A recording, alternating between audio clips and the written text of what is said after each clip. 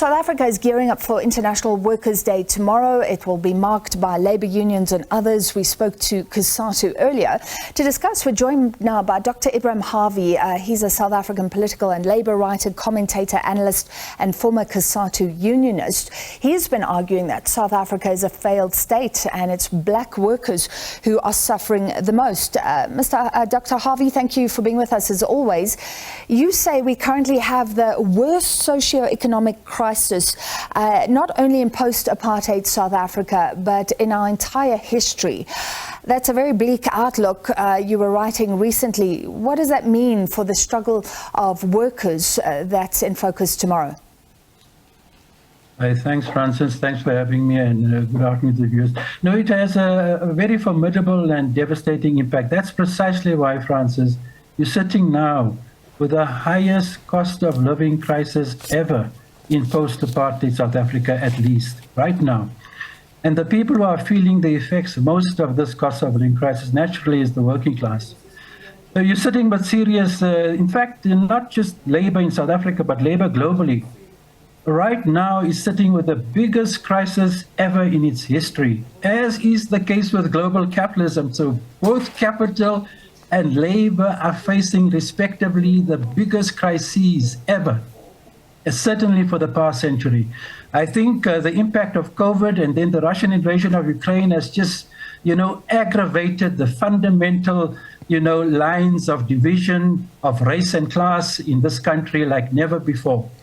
So right now, really, the South African labor situation, is in a dire situation. To be frank, when you speak about being optimistic of the future, you need to be realistic. I am not very optimistic of the future of this country and of labor in particular, but you can see things are happening in the ruling alliance, COSATU. For the first time, in fact, it might happen that they vote for the SACP and not the ANC in next year's elections. You see what they did to Ebrahim Harvey at their Congress 2 successive days. They angrily refused him permission to speak.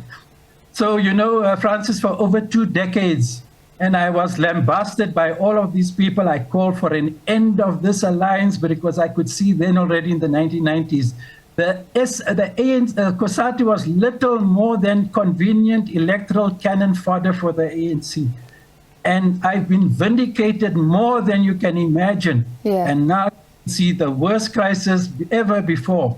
I really think certainly, it will be more so if COSATU supports the SACP in next year's elections and not the ANC. But I can tell you, even if they don't, the ANC, without any shred of doubt, and especially because of the devastating impacts of the load shedding crisis, is going to lose next year's elections. I'm certain about it. Yeah, but does it, Doctor, will it make our democracy more robust? Will it bring more hope? COSATU is saying things like ahead of tomorrow, they're concerned about municipalities. We're seeing municipalities that can't fix roads and water systems, and that's having a huge impact on workers.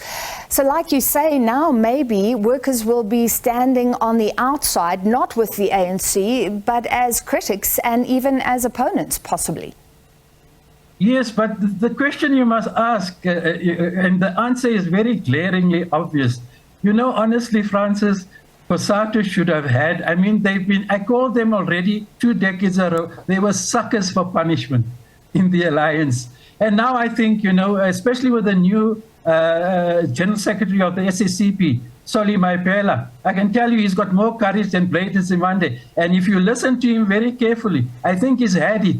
I think he's indicating very strongly that the probability exists that COSATU will support the SACP in next year's elections. But really, Francis, the black working class majority, the black middle class and the elite, they have been favored by this transition at the expense of the black working class majority, who is facing the biggest cost of living and general socio-economic crisis ever. They deserve now to be, favored, if you want to use that, and advantaged by in the next few years compared to the sad, deplorable situation they have faced since 1994. Yeah. Income inequalities, wage inequalities, the standards of living, Francis, has in fact declined.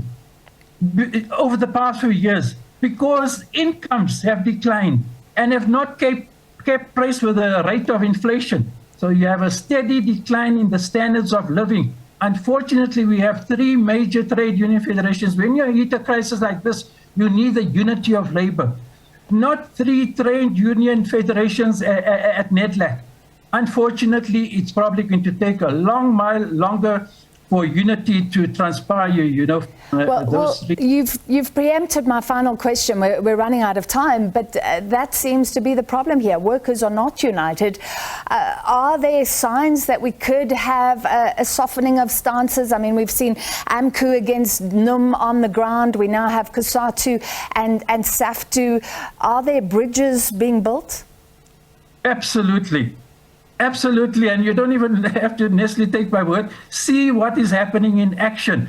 And no doubt, while I mentioned the problems of lack of unity at NEDLAC, on the ground, and you've just hit it on the head, the nail on the head, the examples you mentioned. I think because of the deepening socio-economic crisis which affects members of trade unions across the board, you're likely to see a deepening of those trends towards mergers and unity in action and struggle that you have mentioned now. All right, thank you so much for your time. As always, Dr. Ebrahim Harvey, former unionist and commentator as well.